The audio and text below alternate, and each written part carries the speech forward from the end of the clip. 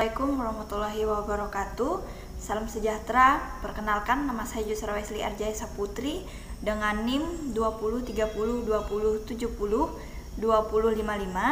Saya dari jurusan Ilmu Administrasi Negara kelas A, Fakultas Ilmu Sosial dan Ilmu Politik Universitas Palangkaraya.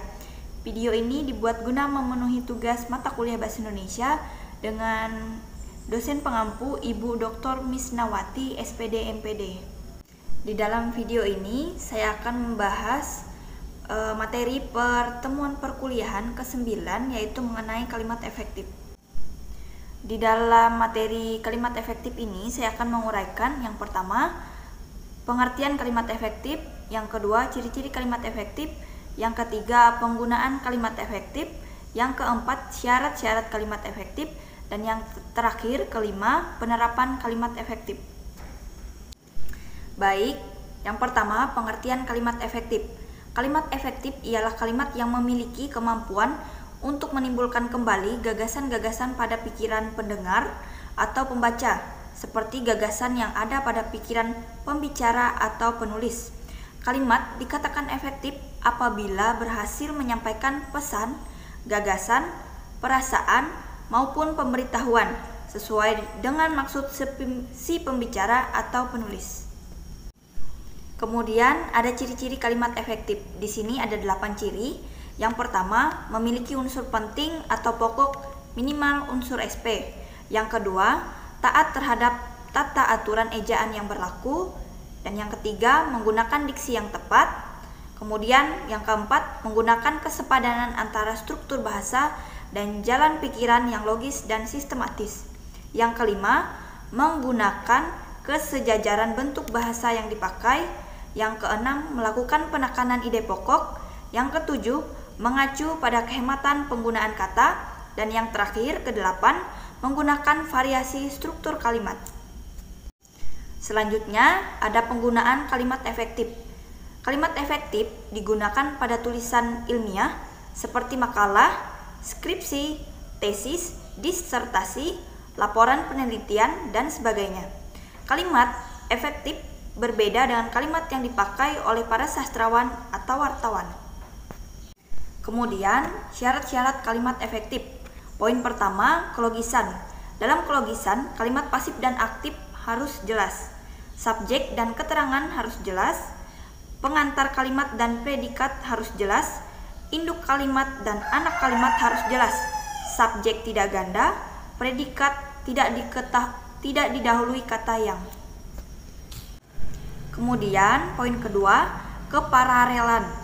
Predikat kalimat menjemuk setara repatan harus paralel. Artinya, jika kata kerja, harus kata kerja semuanya. Jika kata benda, harus kata benda semuanya. Kemudian, poin yang ketiga, ketegasan. Unsur-unsur yang ditonjolkan diletakkan di awal kalimat. Contohnya, Presiden menegaskan agar kita selalu hidup disiplin. Membuat urutan yang logis, misalnya 1, 2, dan 3. Kecil, sedang, dan besar. Anak-anak, remaja, dan orang tua.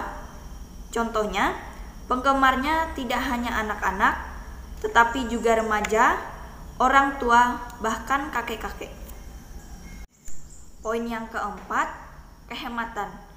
Kehematan adalah penggunaan kata-kata secara hemat, tetapi tidak mengurangi makna atau mengubah informasi, menghilangkan pengulangan subjek yang sama pada anak kalimat, menghindarkan pemakaian superordinat pada hiponimi kata, menghindarkan kesinoniman kata dalam kalimat. Poin yang kelima, ketepatan. Ketepatan ialah pemakaian diksi atau pilihan kata.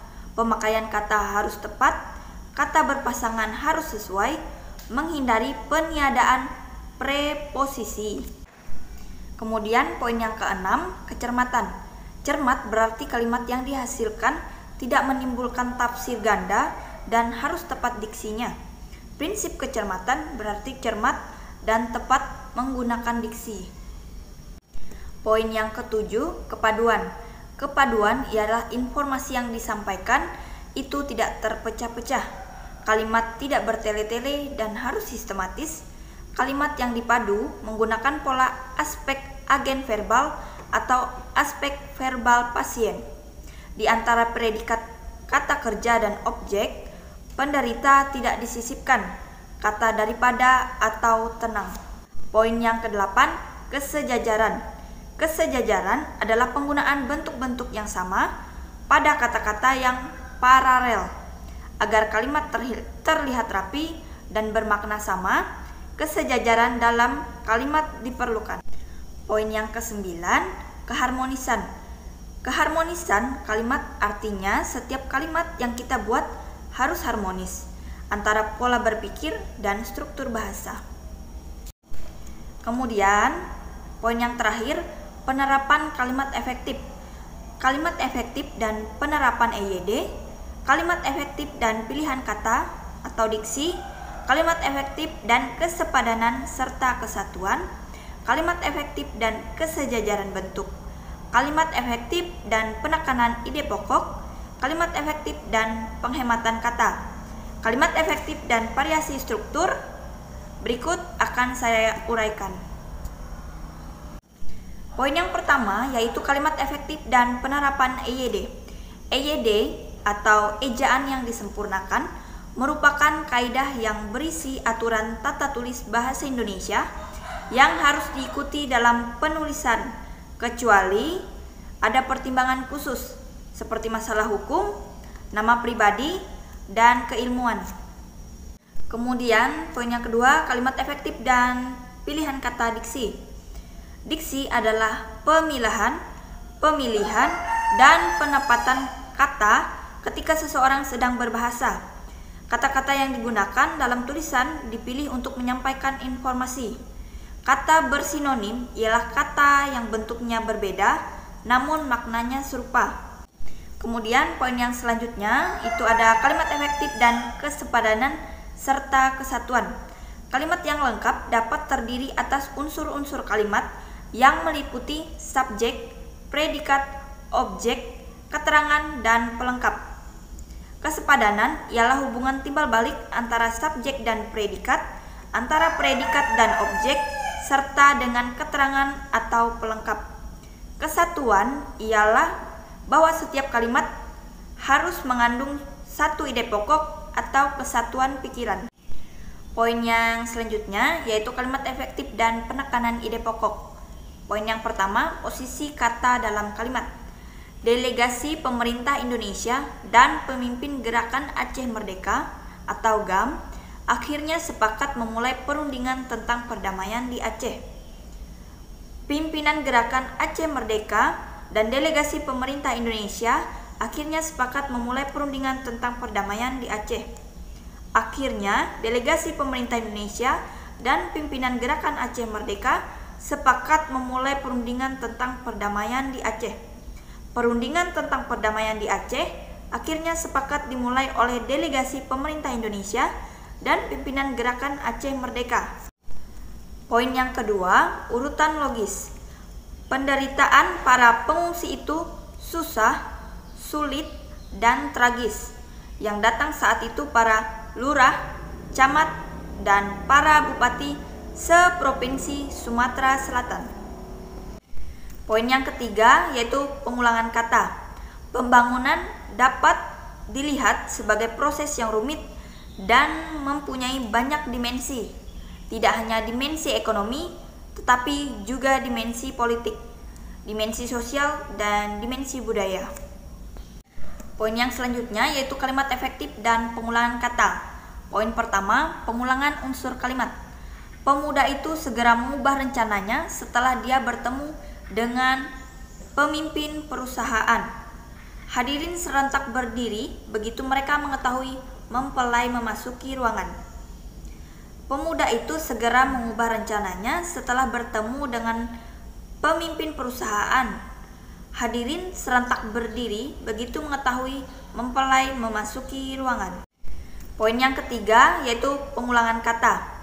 Pembangunan dapat dilihat sebagai proses yang rumit dan mempunyai banyak dimensi, tidak hanya dimensi ekonomi, tetapi juga dimensi politik, dimensi sosial, dan dimensi budaya. Selanjutnya, poin yang terakhir yaitu kalimat efektif dan variasi struktur. penempatan unsur-unsur kalimat. Yang pertama, variasi panjang pendek kalimat. Kalimat yang pendek belum tentu mencerminkan kalimat yang baik atau efektif. Kalimat yang panjang pun belum tentu selalu rumit dan tidak efektif. Namun yang panjang pun karena yang akan diungkapkan cukup banyak dan perlu rinci dapat lebih efektif. Dalam suatu tulisan, keduanya dapat dipadukan untuk menghindari kejenuhan pembaca. Poin yang kedua, pemilihan jenis kalimat. Variasi kalimat dapat dilakukan juga dengan memanfaatkan berbagai jenis kalimat yang ada. Ada 3 macam jenis kalimat yang ditinjau, yaitu kalimat berita, tanya, dan kalimat perintah. Dengan variasi kalimat berita, kalimat tanya, dan kalimat perintah akan menyegarkan tulisan. Kemudian, poin yang ketiga, pemilihan bentuk aktif dan pasif. Kalimat aktif apabila subjeknya melakukan suatu perbuatan. Umumnya predikat kalimat berupa kalimat kata kerja yang berawalan me, ber, dan ada pula yang tidak menggunakan awalan. Kalimat pasif apabila subjek kalimat tersebut tidak berperan sebagai pelaku, tetapi sebagai sasaran pembuatan yang dinyatakan oleh predikat. Karya ilmiah umumnya cenderung menggunakan kalimat pasif untuk lebih menunjukkan hasil dari suatu perbuatan daripada pelakunya. Kalimat pasif dapat berciri predikat menggunakan imbuhan di dan imbuhan ter. Oke, baik, demikian pemaparan materi tentang kalimat efektif. Semoga bisa bermanfaat bagi kita semua. Wassalamualaikum warahmatullahi wabarakatuh. Terima kasih.